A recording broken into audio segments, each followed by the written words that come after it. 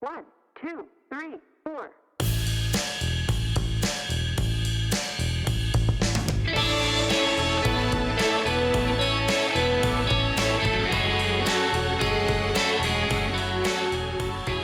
Hi, and welcome to the Vininspo podcast with me, Ed Merrison.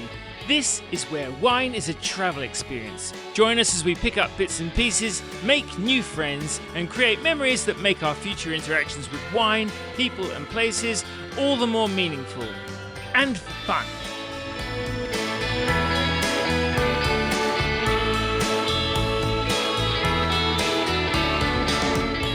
My guest on this week's podcast is Marcus Satchell. Marcus, or Satchy as absolutely everyone knows him, is the owner and winemaker at Dirty 3 Wines in Gippsland, Victoria, which he runs with his wife, Lisa Sartori. Satchy and I recorded the interview shortly before the catastrophic fire conditions that ripped through Victoria in early January, destroying property and threatening lives and livelihoods. Those affected included wine growers in scattered regions.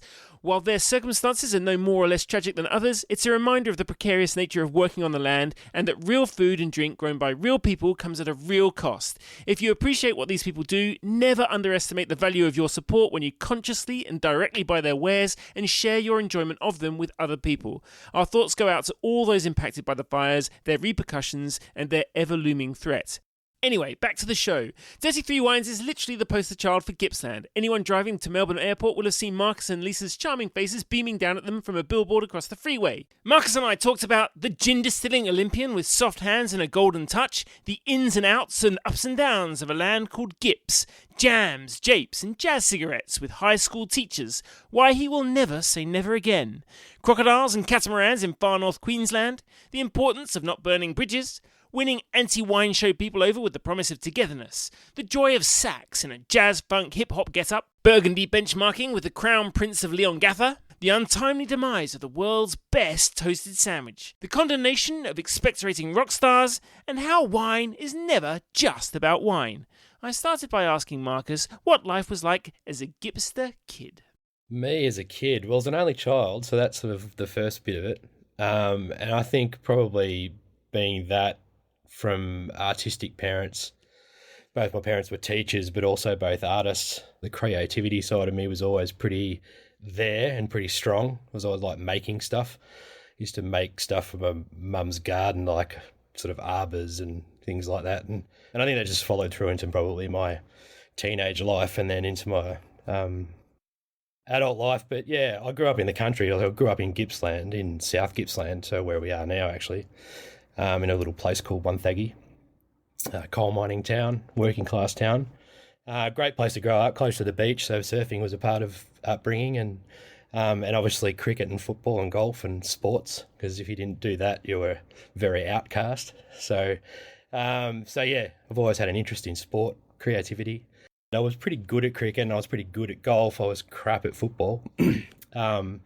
Or AFL football, not your footy, mate. But yeah, I wasn't very good at that. I participated in sports and I was okay at them, but I also played a lot of music when I was young too. So I was sort of this kid that sat in a bit of no man's land, but I had friends across lots of different kind of, groups, I suppose. And I was lucky enough to, when I was about 13, start playing in bands, sort of semi-professionally. I was working in pubs, and actually one of the local school teachers took me under his wing, and as I played saxophone and played in his local blues band, and so he'd teach me, when I'd go to school, and then I'd be playing with him on a Saturday night. So it was pretty. At what age? 13 when I first started. Yeah. Cool. Yeah, so I was pretty lucky. I got a lucky break, I suppose. I feel like my life. I'd probably lots of people's lives are, but I certainly feel like my life has been full of lots of lucky breaks. Right place, right time, doing the right thing. And that was certainly one of them. I decided to take up saxophone and I could play a blues scale, and there wasn't too many other sax players that sort of probably had I guess I had a bit of self-confidence. I don't see myself as a confident person, but I took to a stage, I guess. I think that's probably my strong suit as a musician is my performance side of it, not so much my playing, but I'm just happy to get up there and have a crack, and people seem to enjoy it, so it's nice. But yeah, it was a great journey, that one. As I say, it was quite hilarious. I was, playing with my teachers on a Saturday night and doing stuff I probably shouldn't have been when I was about 15, 16 as well. And then getting taught by them on the Monday when we turned up to school. Childhood here in Gippsland was pretty good for me. Yeah, and you're pretty academic as well in the sciences. Yeah, so I never. That was a funny thing, is I never studied music at school. I just did it as a hobby outside of school. I got asked to play in the school bands, but always said no because it seemed really boring to me. So I always played in the rock bands and the blues bands because they were a lot more fun. But ironically at school, I had a bit of a bent towards maths science, and so much to my mum and dad's kind of, I was going to say disgust, but it's not true at all. It's very much like they were just like, where the hell did this come from, So, and I did, pure maths science in year 12 and was going to study chemical engineering when I left school. And what came up to disrupt that plan? I took a gap year with a good mate of mine who was also a musician. He duxed the year. And he went off and did shipbuilding in Tasmania. But before he did that, we took off on a trip, hitchhiked up the east coast of Australia. He had a little bit of an inheritance from his grandfather dying, and he decided we'd buy a 16-foot catamaran in the Whitsundays. And needless to say, got us to meet a lot of interesting people and had a great time up there. And they all thought we were completely batshit crazy. We probably were, but we're very naive. We're mooring our boat out in the water and it said crocodiles do not swim, and so of course we, just being Victorians, we thought they were just the harmless ones, but it wasn't true. We were swimming out to our boat and all that sort of stuff. Anyway, yeah, very naive Victorians, and we had a great time. But while I was away, a mate of mine rang me up who I'd played a lot of music with down here, and he said, have you ever thought about auditioning for the College of the Arts? And I went, no, why would I do that? And he said, it's always been a dream of mine to be a musician and do that. He said, it always seemed like a lot of fun. And I just said, yeah, maybe I should do that. So I went and auditioned for the College of Arts when I got back. Funnily enough, when I came back, after being away for about 8 months, I came back and played cricket and broke my nose. I got smashed in the nose, opening batting, playing cricket a week before my audition. So I didn't think I was going to be able to get to my audition, but I did manage to get it fixed up. And funnily enough, I got in. So yeah, I was very lucky. I was well, at the time, it was only 12 people that got accepted in the year. That's amazing.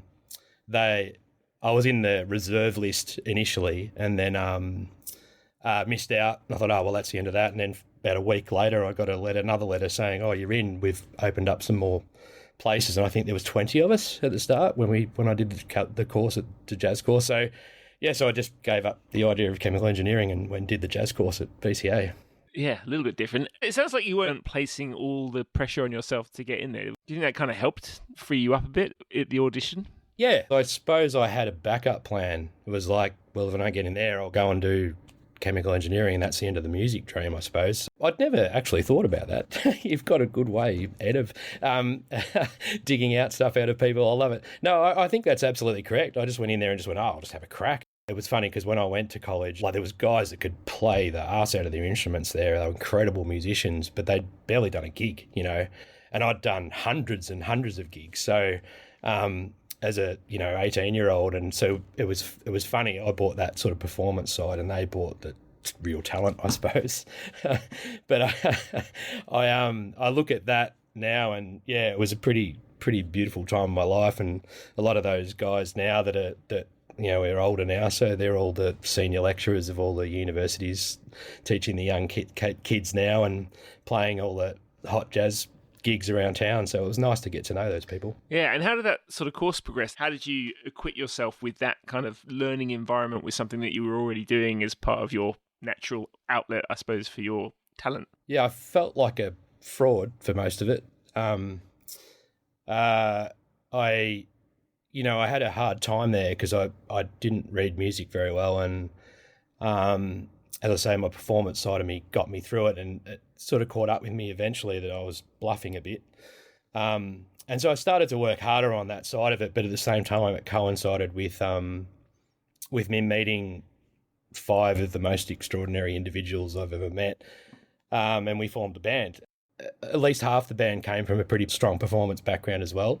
2 of them being from Newcastle, a guy called Dave Morris, another guy called Bruce Clark, or Babs as we used to call him. We formed this crazy, indescribable kind of powerhouse of a jazz funk sort of esoteric band, that jazz funk hip hop. A lot of people, they felt like we were the precursor to Cat Empire. It was a band called Cranky, and we were sort of in that, very much in those formative theatres of the Fitzroy funk scene in Melbourne. And it was a very, very special time to be a musician in Melbourne. And lots of those musicians now look back on that time as a really special time that's still alive and kicking now, which is great. Back then there was 7 nights a week music all through Melbourne and venues for us to play everywhere, mostly in the north side. And now that's probably more like, if a musician gets 1 gig a week, they're probably pretty happy. But yeah, the scene was amazing. And it bred so many bands that are still around today. So yeah, I'm sure that comparison flatters the Cat Empire. But did you end up playing quite far and wide? And how far did that band go? Yeah, we did. We were, as I say, we were pretty much gigging at least 5 nights a week minimum in Melbourne. We ended up recording an EP that did pretty well on Triple J, on high rotation Triple J. We ended up touring around Australia, so we coincided with that kind of time around when Regurgitator and Skunk Hour and Tism and all those kind of early 90s bands, mid 90s bands were around, and that sort of hip-hop funk scene was pretty big and really taking off, and we were sort of a part of that. So we ended up touring all around the country. Yeah, we only lasted a couple of years because there was 6 of us, and it was a pretty, what would you call it? That we were unique individuals, we all had very strong ideas, and given that we were supposed to be studying music, most of the time we didn't turn up in second year, but we were touring, so we all left halfway through second year because we were too busy touring. And yeah, we were pretty strong-minded individuals, and I feel like in a lot of ways, we look back at it very fondly. Sadly, one of the guys, Bruce, is not with us anymore, but so that makes it even more fond, I guess. We look back at it and say, wow, there could have been a lot of things that were handled differently, but in a lot of other ways, it probably was destined to only have this quite short shelf life because it was just so mad, the band, Did you have a lot of fine Pinot Noir on the rider back in those days? How did the wine come into this? Wine wasn't very much on the maybe every now and again, but it certainly wasn't very good. There was generally other substances getting taken then, but not a lot of wine, more beer and marijuana, I think. So when did the music give way to what you've subsequently gone on to do? So when that band split up, I think 95, I spent the next couple of years sort of searching for who I was and what I was going to do, and sort of a bit of soul searching, and ended up landing a job in a music store. And yeah, it wasn't for me. I was sort of feeling a bit flat, and just actually out of the blue, a friend of my dad's rang up and said, what are you up to? And I said, working in a music store. He said, are you enjoying it? And I said, no. And he said, have you ever thought about getting into the wine industry? And I said, no. Why would I do that? And he said, I just think you'd really enjoy it. I think it'd really suit you. So I went and had a chat with him, had a beer on his veranda, which, funnily enough, how things go full circle, where his veranda used to be is now where the winery of Giant Steps is in the Yarra. And so I spent a lot of vintages sitting on his deck having a beer. But I had a beer with him and showed me his vineyard, and he was actually an artist himself, and actually feel a little bit in some ways. We had a lot of synergies together. He was an AFL footballer and a highly talented artist, and he taught with my dad, and so I sort of feel like we had these sort of a synergy with our sort of like slightly kind of bipolar abilities. Anyway, so yeah, he's quite a kind of intuitive sort of fella. And when he reached out to me, I went up there and had a chat, and then went for a drive. And he said, you should duck across the road and go and catch up with Rob Dolan, who at the time was running a big winery called Yarra Ridge. The label's pretty much defunct now, I think. Was part of the Treasury stable, but back then it had just gone out of private ownership and gone to Mildara Blass. Like De Bortleys and Yarra Ridge were probably the two equally big wineries and biggest employers in the Yarra. And I went and had a chat to Stixie, and Stixie said, "Oh, do you want to come out and do a bit of work?" And I said, "Oh yeah, I'll get a day off, a month or whatever. I'll come out and see what's going on." And so it was a funny thing because I sort of drove out into the Yarra, and I remember distinctly driving past the St Hubert's sign on the chook sheds that they were back then. They're not chook sheds anymore; they're pretty flash. but yeah, drove past the chook sheds and then went into. It was my first day of work, was to meet Paul Bridgman, who's now at Levantine Hill, to go and work with him at the old St Hubert's winery when they actually still had tanks there. And I just had this sort of feeling that this did sort of feel good, felt right. It was weird. It was a strange kind of like, I haven't had that many times where I've just sort of driven into a place and gone, oh, it feels good. Yeah, the rest was kind of history, I guess. It was like that I sort of felt good, and Bridgie and I got along really well instantly. He's also a musician, great singer. He plays in the band called the Yeasty Boys, which you've probably seen, Ed.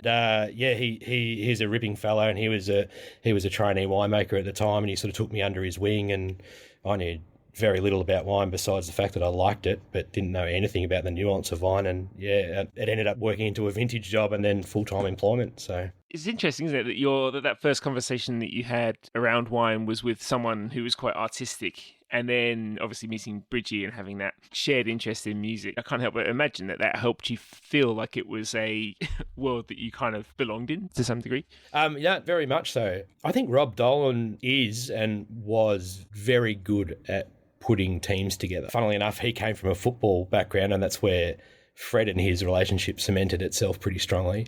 But Rob would always sort of like look and say, yeah, he's going to fit in, or she's going to fit in. And, he just sort of knew. He was very intuitive, and he's been an incredible foster of talent in the Yarra. Like between him and Steve Webber at De Bortleys, I'd say that they've probably fostered more talent in certainly the Yarra Valley than anyone. And I think there's lots of people that owe their starts to those two guys, which is really wonderful. And so what did your learning curve look like in the Yarra? What work did you do? Yeah, it was 97 when I first stuck my toe in the water of like just doing a bit of part-time work at Yarra Ridge. And then I just sort of went, this is right. And so I just went full noise. 98. That next year, I just decided I was going to study. So I asked a few questions between Rob Dolan and a few people just to say, hey, which course did I study? And they all just said, do Charles Sturt. You can do it part-time. You can keep working. So I just went, yep, cool. I'm going to do that. So I just went full head into it instantly because it did feel right. So yeah, that coincided with the vintage in 1998, and then basically working as a cellar hand for the next few years. There was an incredible group of people at Yarra Ridge at that time. Travis Bush, who's now at Punt Road, Paul Bridgman, who I already mentioned, Carolyn Mooney, who was actually, funnily enough, the office girl there. Kelly Healy was there, who's now at, he sells wine products and stuff, but has done a lot of winemaking around the industry.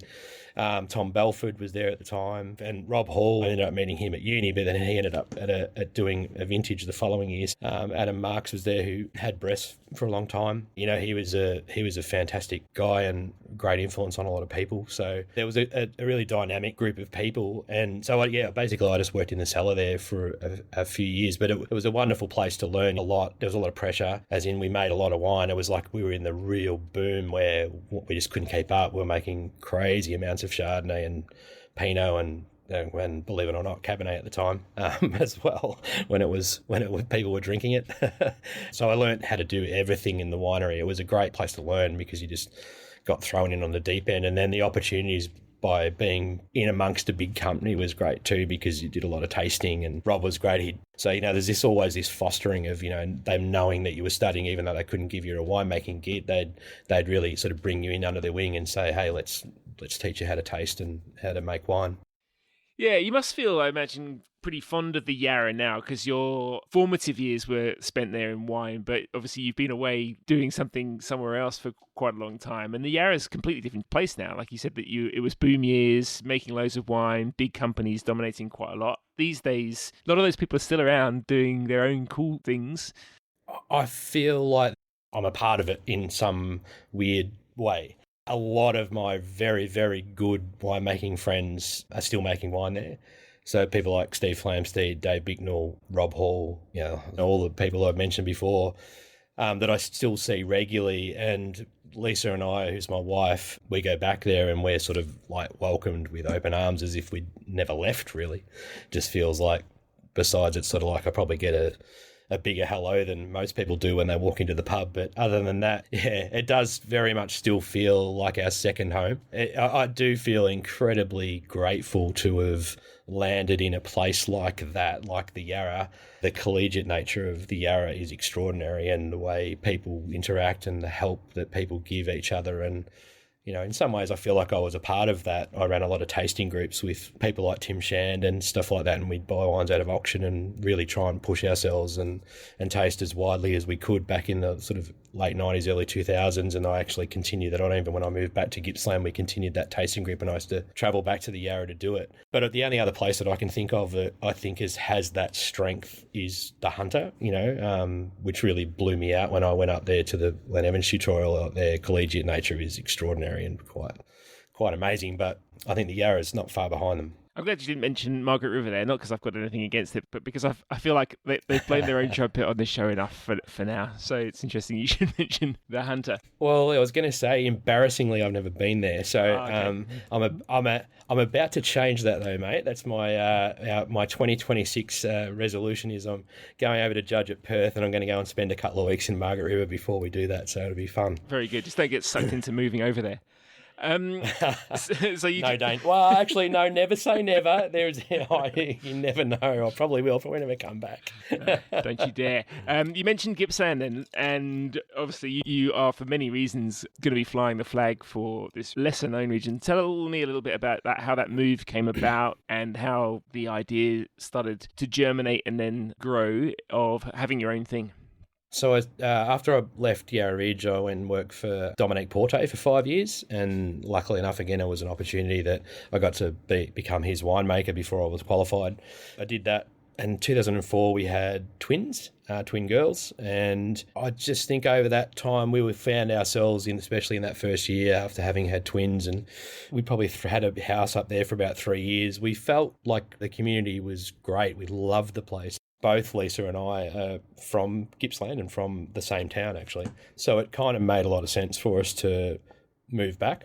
I genuinely said when I had left to go and study music that I would never come back. I've learned as a result of that never to say never. So I think just the fact that we had such great childhoods here, it's funny how things like becoming a parent or getting older, things go full circle, and you don't expect it. And it really, just the draw of coming home was too strong. We both really love the ocean as well too. I think if the Yarra Valley was Margaret River, we probably wouldn't have left because we always found ourselves on hot days going, no, we can't handle this place. It's too much. We've got to go to the beach. So we'd always clear out on those 40-degree days in the Yarra. But essentially, it was mostly family, and I didn't really have a job to come to. I've learnt in my life to try. I probably have burnt a few bridges, but I try and never burn a bridge. All through the jobs that I've left, I'm still really good friends with all of the people that I've worked with, and I've always tried to make it amicable leaving any place, and still great friends with Dominique, which is really fantastic. I've always tried to network in and keep those people as friends and acquaintances and colleagues. And one of the people I met up in the Yarra just by chance, who was running a TAFE course, is a woman called Denise Miller, who actually used to own De Bortley's, their husband Graham. And I met her when she came through Yarra Ridge, and I'd heard on the grapevine that she'd moved to Wonthaggi. Anyway, so I rang Denise and I said, look, Denise, I'm thinking of coming back home. Do you know anyone down there that's got any vineyards or wineries or any work that I might be able to do? And she said, yep, ring this person, this person, this person. So got on the blower, and one of the people that I got on the blower to was a guy called Rick Lacey, who still owns a winery now on Phillip Island called Purple Hen. And I touched base with him, and he said, yeah, look, I can give you a bit of work. And he said, look, if you're going to come down and you're serious about this, I was going to get my wine made under contract on Mornington Peninsula, but if you're serious, I might set up a winery. So he did. That sort of led to me doing all sorts of different things. There was a fairly small winery at the time. We were only sort of crushing 20 tonnes or something. And so I just needed to keep myself busy with other work. So I'd go out and do vineyard work and pruning, and I'd never done any of that stuff before. I was only trained as a winemaker. And Dominic Porte, we bought most of the fruit in fact, all of the fruit in at that stage. And certainly at Yarra Ridge, there was very little prospect of ever being in the vineyard. Grapes came in trucks at Yarra Ridge. So coming back here was really great because I got my hands dirty and I sort of went, oh, right, that's how you do it. I just didn't ever see myself as a growing grapes or sitting on a tractor. And lo and behold, here I was. So I sort of did a bit of everything. And one thing led to another. I think a few people got wind of the fact that I was down there and we were making some pretty decent wine. We won a few trophies at Purple Hen pretty early on. And so a few people came knocking on my door to make some contract wine for them. So, yeah, it's just sort of blossom from there, I guess. Well, it's probably a good time to just give us a bit of an overview of what Gippsland is. Obviously, when we're tackling an area, have to deal with the fact that it's very hard to make a generalisation. Sometimes we mention that even in small places, but Gippsland's a vast tract of land. How do you sort of break it down when you're explaining to someone what Gippsland is and also what your part of that world is geographically? Yeah, big place. It's like a third of Victoria. So it essentially stretches from, where the Yarra Valley finishes and goes all the way to the other side of the state of Victoria, bordering New South Wales. So there's quite a lot of national park up in that sort of northern part of Gippsland. It's not, able to be planted to grapes, but it's still an enormous area, even of the land that is able to be planted. Largely, I'd sort of break it into probably 4 main regions. And without trying to confuse people here, just, as you say, give you a bit of an overview, because a lot of people don't even know where Gippsland is, let alone, if I break it down. But I think I'd make a little bit of a comparison to Gippsland being a little bit like Tasmania. I mean, it's such a big area, but there's certainly areas of quite different climates. Where we are is South Gippsland, so it's the most southerly part of both Victoria and Gippsland. So we're in the coldest part of Gippsland. And then basically you've sort of got west, central and east. The north of Gippsland's all forest, so there's no point referencing that at all. So they're the sort of main 4 areas. And South Gippsland, we're quite close to both the Yarra and Mornington. When you stand on Phillip Island, you can actually see Mornington across the Western Port Bay. So it's not any great surprise that the wines at Purple Hen at Phillip Island share probably, I'd say, almost a stronger similarity to Mornington than what they do to South Gippsland around Leongatha, which is about sort of 40 or 50 minutes drive towards the east. A little bit more altitude, it's kind of lovely green rolling hills and a lot more rainfall. Phillip Island is in a bit of a rain shadow. It's quite windy, but they don't get the rainfall, so they get probably about 600 mil of rainfall, whereas South Gippsland proper, in terms of, around Leongatha and Corumburra, that gets over a metre, even to 1.5 metres. You get a really good year of rain, and not surprisingly, once upon a time was impenetrable rainforest, but is now mostly made up of kind of volcanic red dirt soils, very deep, like 9 metres deep, and classic dairy country. Mostly dairy farms. There used to be thousands of them, now there's hundreds. And then once you get West Gippsland, probably starts to get, that's closer to the Yarra, starts to get a little bit more like the Yarra in terms of climate. No influence from the ocean, so much colder nights, warmer days, whereas we're much more moderate where we are. We get moderated by the ocean winds, cooling winds that come through in the afternoon. Like today is a classic day where it's been reasonably warm during the day, and then it comes around about 3 o'clock and the southerly kicks in and cools everything down. So that certainly plays a big influence on the moderating effect on the grapes for this part of the world. And then once you get across to central Gippsland, which is sort of just the other side of the Great Dividing Range, which is around the sort of Latrobe Valley and across to Sale, that area is quite dry, quite arid. A lot of the vineyards that are in East Gippsland are closer to the ocean, so they get a bit more of that moderating effect, whereas the ones that are a bit further inland towards the Latrobe Valley, again, not so much, so they're warmer. But certainly the rainfall patterns in East Gippsland are really, really different. So they tend to get east coast lows that dump more of their rainfall in the autumn, and we tend to get most of our rainfall in the winter and spring. So really different challenges, I suppose. Like, it's a very challenging place to grow grapes right across Gippsland, but East Gippsland I would say is probably the biggest challenge because a lot of it happens in autumn around harvest time. So botrytis becomes a real pressure to those guys over there. Yeah, an attribute I love to see in wines is tension, and I feel like that's something that marginal climates tend to really give you. And Gippsland again, not to generalize, but say South Gippsland, your wines, they always have, it's really hard to describe it within a wine, but they've got such an outdoorsy wildness to them. When I drink them, I can almost feel the frontier of the ocean. How do you describe what you see as the defining features? You can almost triangulate a little bit of Tassie and a little bit of Mornington there, but it's its own thing, isn't it? You're right. It's definitely its own thing, but you have sort of struck on something that I think I do associate with, certainly, and I'll probably should just speak more about my little part of the world and South Gippsland. And yeah, certainly we're in that colder/coldest part of Gippsland, and it would be some of the coldest parts of mainland Australia without altitude. Like Macedon do peak later than us, but they're at 800 metres above sea level, whereas we're mostly sort of between 50 and 150 metres above sea level. So relatively low, but peaking quite late. The defining feature for me for wines from around here is that we do tend to hang on to that little bit of extra acidity, which I think brings the tension. Also, the moderating effect of the ocean, a little bit like, when you think of Margaret River Chardonnay or think of Margaret River Cabernet, has this lovely kind of rich mid-palate core. And we tend to get that sort of like fatter, richer Pinot that I've fallen in love with. There's some shades of it that ring in Tassie, and there's also some shades of it that sometimes ring in Macedon.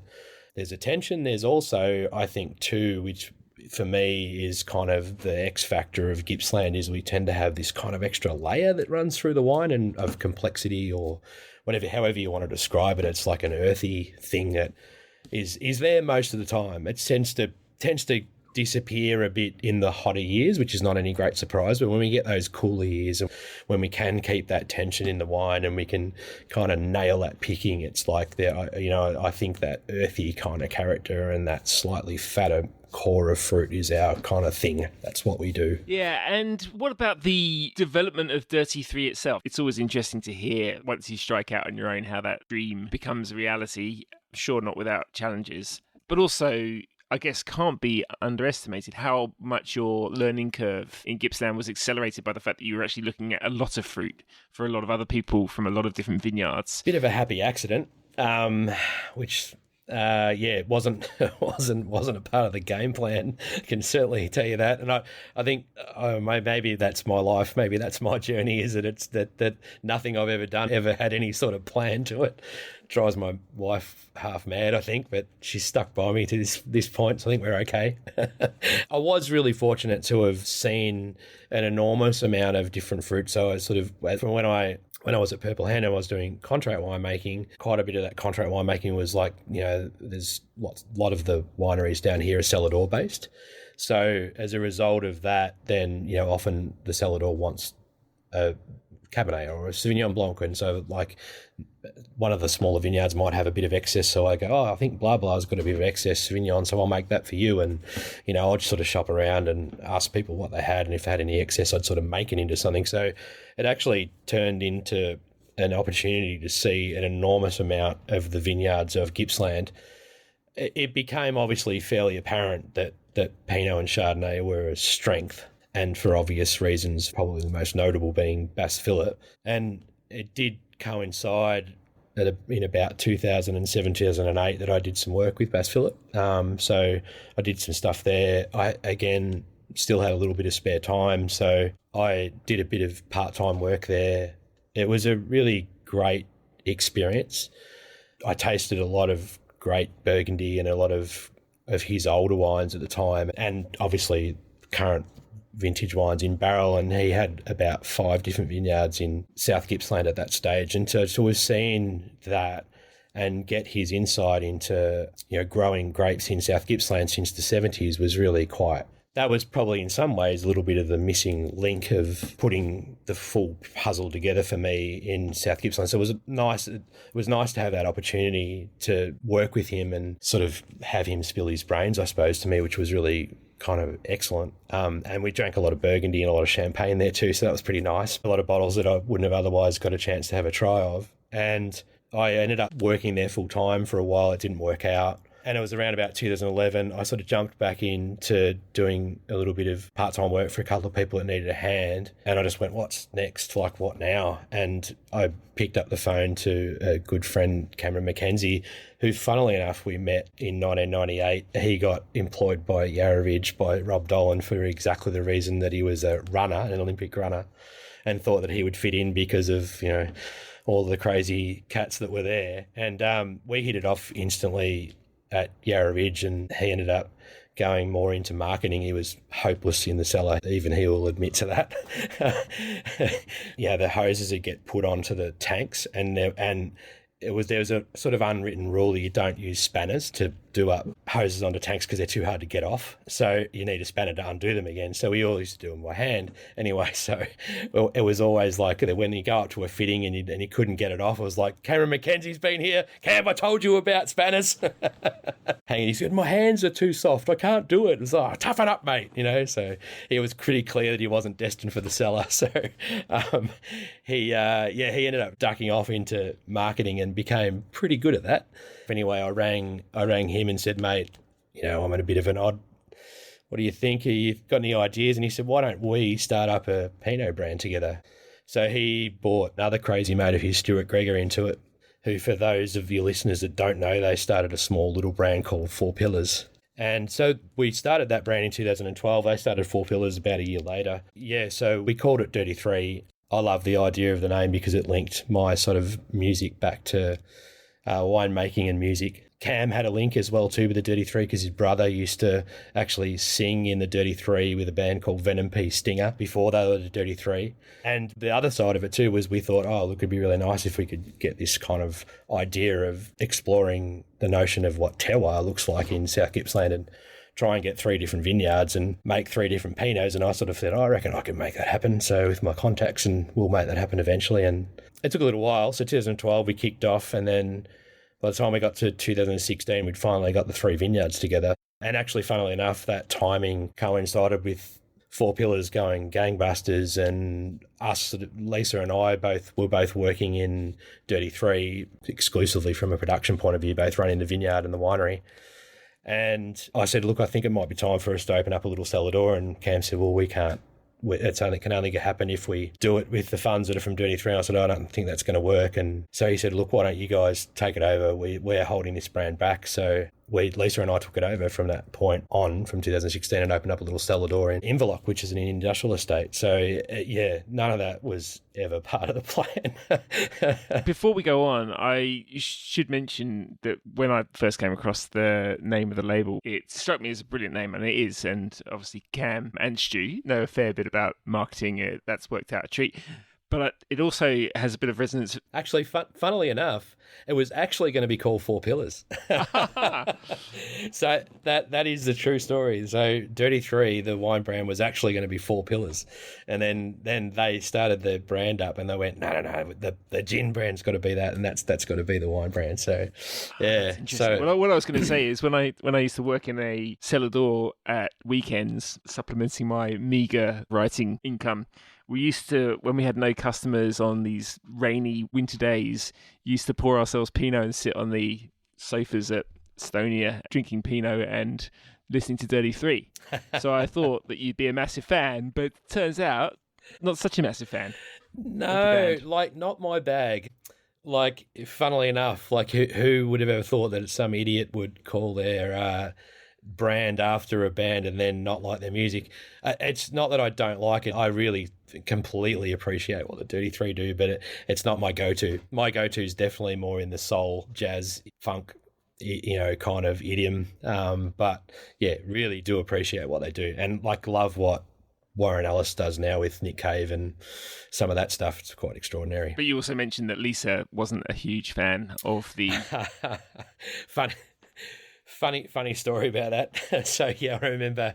Lisa wasn't too keen on calling it Dirty Three because she said, "Who are the Dirty Three again?" And I said, "Oh, remember that band we went and saw? We went and saw Cruel Sea, and then the Dirty Three were supporting Tex Perkins and Warren Ellis in customary form. Decided to spit on the stage, and Lisa said, "Oh, that's disgusting." Anyway, so she wasn't a very big fan of Warren Ellis. So you mentioned the cellar door that came along, and we've talked a little bit about the beginning of Gippsland when you started there, but it's still an area, as we said, really spread out, not really a huge production. It's obviously a very high reputation that the best wines from Gippsland have enjoyed. But I'm also interested in the cellar door itself, because Dirty 3 would be a brand that people have a huge amount of affection for. And a real sort of sense of a hub down there. You do quite a lot of events. Music's part of the scene. Just tell me a little bit about how important it's been for you, especially as a small producer, a little bit remote from Melbourne. How important it is to build a community around what you're doing. Yeah, I guess we were leasing the winery and the vineyard where we were, and we went, well, you know what? I reckon we should do a cellar door in town.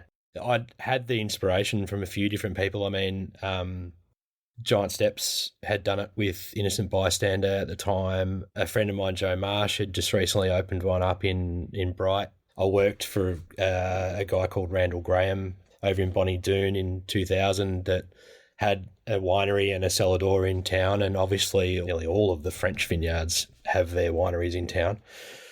And I just went, it just makes sense for us to go there, and particularly being a tourist town. And I saw the success of Purple Hen Cellar Door being in a tourist area. And I think the brand suited it as well too. Like, I think that sort of slightly more modern approach to branding and what we did. And we said, oh, what is it going to look like? So we luckily enough found a place with some fantastic help from our landlord, a woman called Jo, and she heard on the grapevine we were looking for a space, and she helped us out and fitted out exactly how we wanted it. But once we actually got up and running, it was sort of like, oh, okay, what now? Like, what are we going to, what should be our focus and how should we go about this? And I think it became very clear that we should champion everything Gippsland. So much so it was to my detriment probably from a wine perspective, because I was finding it harder and harder and harder to find Gippsland grapes to grow the brand. I've now found a way through that. I had to get over myself and my kind of like dogged determination to be only Gippsland made wines. And but yeah, certainly from a produce perspective, we go, right, okay, they're only going to be Gippsland stuff where we can. And obviously we've got a fantastic selection of cheeses and all those sort of things. So we've got some great small goods as well.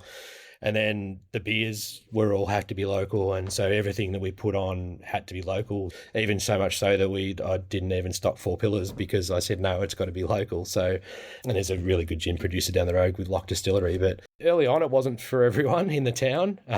We got a lot of pushback because we weren't stocking VB, and we still do. Like, we still get pushback. But I don't care. It's like the people that get it, they get us and we get them. Now it's become a bit of a place that's known for putting on music as well too. And I drew, certainly in those early days, I drew on my contacts with musicians in Melbourne and said, hey, come down and have a play over the summer. And it's just built into this thing now where, yeah, I still play a little bit too. And we've got this crazy covers band called Hot Tub that we played on New Year's Eve, and the place was pretty packed. but people love it. I look at it now and sometimes it's nice to actually, because it's a lot of hard work, right? And sometimes it's hard to actually sit back and enjoy and reflect on what you've done and what you've achieved. But it is nice to sometimes, and particularly like on those moments when I'm like sort of playing in the band, you look out at the crowd and you see that everyone having a good time. And it was funny enough that actually a winemaker from Macedon, who's relatively new to it, he was there. He happened to stumble on it on New Year's Eve, and he said, oh, can I just pick your brains for a sec? Like, how did this happen? And I said, I don't know. But he said, I'd never thought about running a cellar door where, it was not just about wine. And I went, well, yeah, life isn't just about wine. Life's about, having a good time, right? So we always just wanted our venue to just have a spirit about it. That I have to say that my wife, Lisa, anyone who knows her, who's ever met her, she's one of the most hospitable and accommodating people you'll ever meet. She's just very friendly. And so she's got that face of welcoming people and making them feel like their family as soon as they walk in. That's just been the outset. That's been what we've sort of strived to achieve, but with a focus on saying we want to champion what our local people do well. Yeah, well, if you ask my wife what the best toasted sandwich she's ever had in her life was, she would say in a heartbeat, Dirty 3 Cellar Door. Oh, wow. We don't do them anymore. We better bring them back on the menu.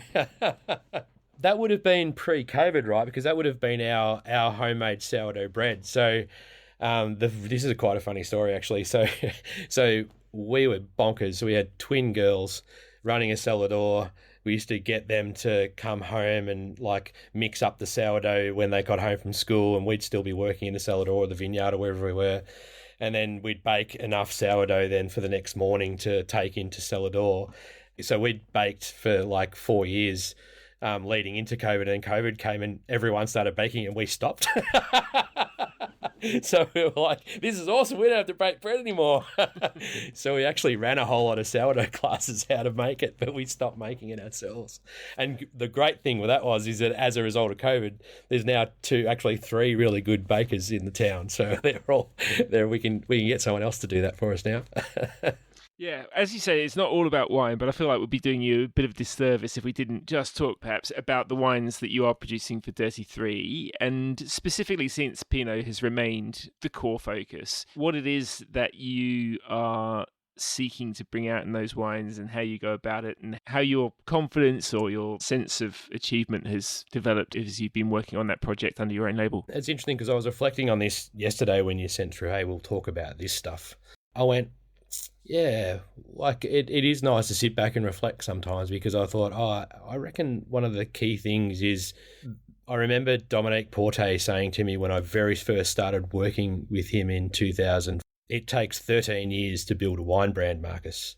And I don't know why he chose 13. But now that we've been around for 15 years, nearly 14 years, I go, no, I think he's pretty close. I remember thinking about sort of 12 or 13 years in a couple of years ago going, people are familiar with our wines and they've built like particularly in the trade, we've sort of built a confidence in our wines with people like the trade and just our customers and everyone. And I go, I think that's what it is. And also I've got a confidence in what I want out of the wines as well too. When we very first started the cellar door, a lot of people would come in and go, oh my God, this is amazing, and what they'd forgotten is that I'd spent the previous, 17 years making wine, or that they didn't know that it hasn't just popped out of nowhere. Like Four Pillars didn't pop out of nowhere. They were three of the most highly skilled marketing people in the liquor trade in Australia that came together as a force of nature. It sort of was destined to succeed because there's a lot of experience there. And I think now when I look at that, I go, oh yeah, okay, no, things are starting to feel, better. I don't get as anxious about vintage anymore. I just approach it more as that's coming up this year, and I think we've been dealt a few interesting blows with vintage over the last sort of 5 or 6 years. But even still, I think at, 27 years down the track or whatever of winemaking, plus 20 years in Gippsland, and the brand being where it is, you just go, oh, no, things feel better. Having said that, it's not as if there isn't incredible amounts of improvement to be done.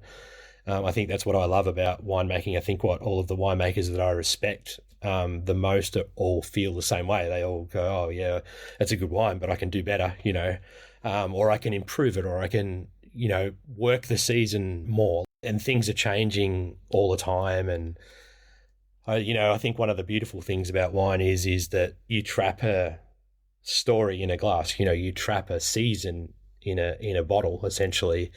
And that, for me, when it really comes together, is the wines that you just feel good about from start to finish are often the ones that you remember, as they become your real kind of like wines that you feel incredibly proud of, because they didn't come together by accident.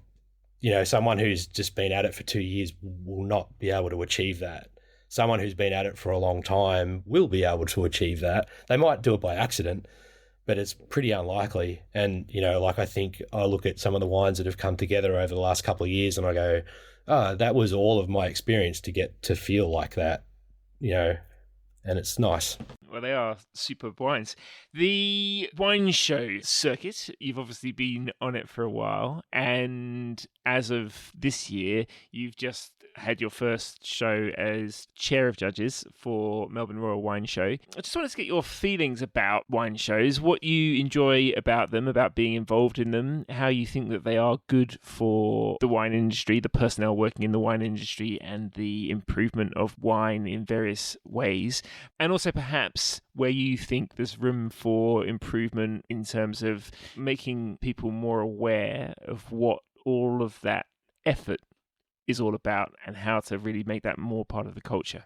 I guess my interest in wine shows came about through my feeling of isolation down here. I yearned for that, being around winemakers. Again, if I go back to the sort of geography of here, even, my closest winemaker is still 20 minutes down the road. Like there's no pub where we get together. We might by absolute chance catch each other at a restaurant or a pub somewhere, but there's no kind of place that we all go to together like there is in Hillsville or Yarra Glen.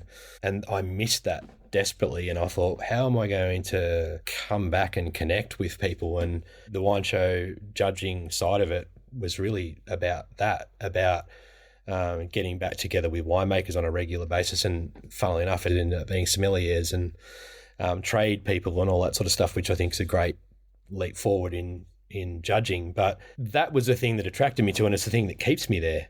I think some of the most great conversations I've had in wine and about challenges and even how we can do better in the industry, whether it's story or whatever it is, have happened around wine show people. It's not any great surprise. And one of the interesting things, one of the criticisms of wine shows is that there's a perception of sort of like nepotism or, it's all fixed. And I don't agree with it. The thing is that the people that are involved in wine shows are often very good winemakers as well too, because they really deeply, passionately care about their craft. And I'm not saying that people who are outside of wine shows don't. That's not what I'm saying. But the top judges in wine shows are generally also very good winemakers. And as I say, some of those discussions that we have are fabulous. You've been involved in some of those yourself. And it's great. It's even better that now we get to speak to people like you who bring another perspective of wine and gets us out of our kind of like technical bubble to think of a more kind of like holistic way of looking at wine. There's the obvious things about wine shows that are just the fact that people are getting their wine analysed and looked at, spoken about. It's also just incredible to sometimes look at how amazing, what great shape Australian wine is from a quality point of view. It's like it sometimes just floors you how good it is. Get a great vintage of Chardonnay and go through that, and which I did this year, was just like, oh my God, this is just amazing. So it's very exciting. It's interesting that there is that perception from the outside sometimes of insularity within the wine show scene, where in fact, as you say, feeling that when you're remote, there is no time perhaps where you feel like you're getting more intense and varied conversation around wine from all these people coming from all parts of the industry and all over the country as well. Like it's an incredible idea exchange that wouldn't necessarily happen. And those ideas really do cover everything from ways of approaching and evaluating excellence, and also how those ideas should reach out to people who are going to end up drinking the wines. Completely agree. I think one of the things where wine shows could do with some improvement is definitely that information getting out to the public. I'll never sit back and defend the wine shows and saying they're a perfect system. Of course they're not. I think you made a wonderful comment the other day that Sarah Fagan said about that wine's an opinion. Absolutely it is. And so is wine show judging. Wine's an opinion always. And wine shows are just a part of that. We throw our wines out to journalists to help our marketing or help back our story. And the whole industry does that. There's very few people that don't. Even the very, very, very top producers of the world still do that for getting some sort of third-party endorsement. And the wine show system is just another aspect of that. But I think we haven't done a great job of bringing the public and probably also in some ways people who don't show at wine shows along with that journey. I've been heavily involved in the Gippsland wine show, not quite so much anymore, but I certainly in its infancy for a long, long time. And I think one of the fantastic things about the Gippsland Wine Show, and anyone who's had anything to do with it coming along to our presentation will attest to, is that we come together and celebrate. I genuinely don't care who wins. And actually that goes for all wine shows. I just genuinely don't care who wins. That's not the point. The point is coming together and celebrating wine and actually talking about wine. And I encourage people who don't. And this year, for the first time, we got a few producers in the Gippsland Wine Show who are actually a bit anti wine shows. They actually entered. I was like, mate, that is so awesome. That's what it should be about. It should be just coming together and we all drink wine and talk about it, and hopefully all start making better wine. I mean, that's probably been my modus operandi from when I first moved into Gippsland. People found me a little bit kind of like, why is he being so friendly? And I was like, no, I just want to make better wine. I just want everyone to make better wine, not just me. Because if we're all making better wine, Gippsland gets attention and, we all win. I mean, looking at your career, saying about how a lot of it looks like it's a series of lucky breaks, but clearly it's been a really social time, and we have a lot of problems sometimes, and it feels like the weirdest problem to have, I guess, that a lot of people don't often necessarily get at that wonderful sense of connection and of how everything's linked in terms of the world around you and the music you listen to and the games you play and the people you meet and the places you travel to. It's funny that it doesn't escape our bubble, really. And I just wondered whether, I mean, it's the $1 million question, really, but how maybe Australian wine itself can perhaps try and get that point across. Oh, geez. Yeah. And I've found that ever since we've had a cellar door, is that all of a sudden when people get, that's that beautiful, wonderful human connection thing, that I think as soon as you get that, then a lot of the rest of it flows on. And I think one of the things that we've done extremely poorly as the Australian wine industry, generally speaking, is that we've sort of made it more of a technical, kind of slightly sterile environment. Some of the greatest wine experiences that I had recently when I was over in Spain was just the local village wine that was literally like €2 a glass, and it was awesome. And, I don't think I drank a wine that was over like €4 a glass the whole time I was there. I thought I was drinking beautifully. I think we get a little, and of course we need to be. I'm completely obsessed about making great wine, but it's difficult. It's like this double-edged sword that we've got, because I often look at our wines and I go, they're getting more expensive because I have to make them more expensive to make this whole thing work. And then I also look at it and go, oh my God, we're actually starting to get like expensive, like special occasion expensive, and that doesn't sit well with me. I want people to enjoy my wines regularly, not every day. That'd be boring. But I want my wines to be affordable to the average person. And often the chase that we look at by a measure of success, particularly if you look at the French and the European, success is based around price. And I've had it said back to me, and this is through the wine show system too, with judging with international judges, where they say our greatest weakness in Australia is the price of our wines.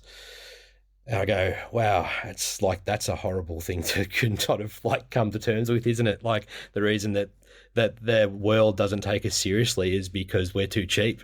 Sadly, the next few years in Australian wine are going to be bloody good for consumers, that's for sure. So no one's going to be jamming their prices up anytime soon in Australia.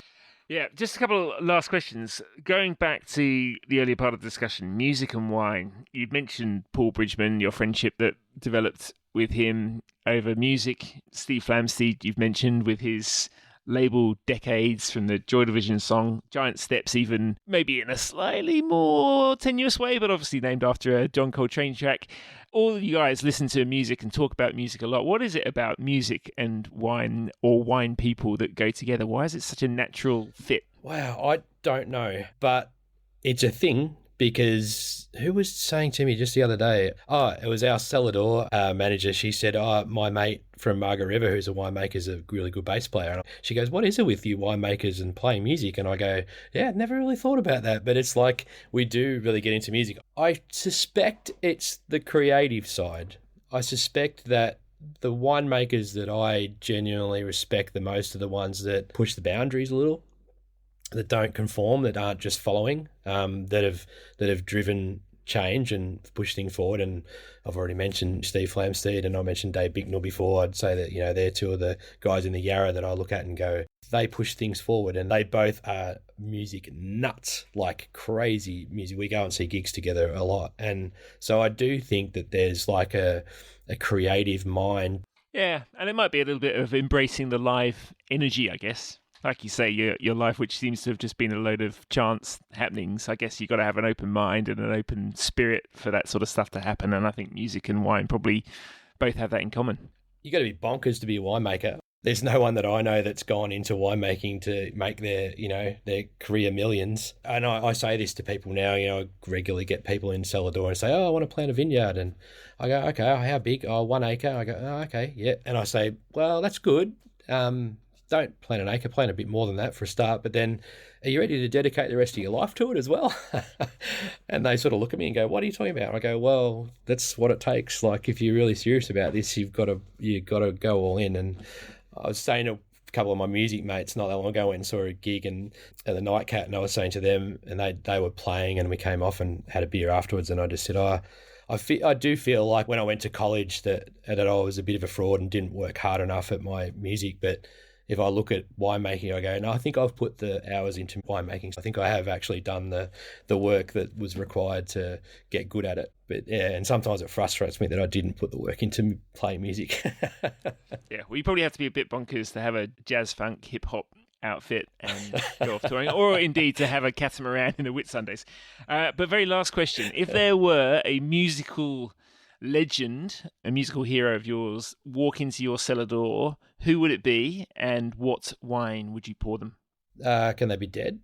Yeah, sure. Prince. I'd pour him our current Magic Dirt Pinot Noir, I reckon. Yeah. That's it for this week's podcast. If you enjoyed it, please like, subscribe and share it everywhere. Please don't underestimate the power of these endorsements in making it possible to produce original, thoughtful work. You can also subscribe to my Substack, that's edmerison.substack.com. For now, I'd like to say thank you to Lucas James for the music, Neil Williams for the artwork, Patricio Garcia for the edit, and to my guest, Marcus Satchell. Till next time, live wine to the fullest. Cheers.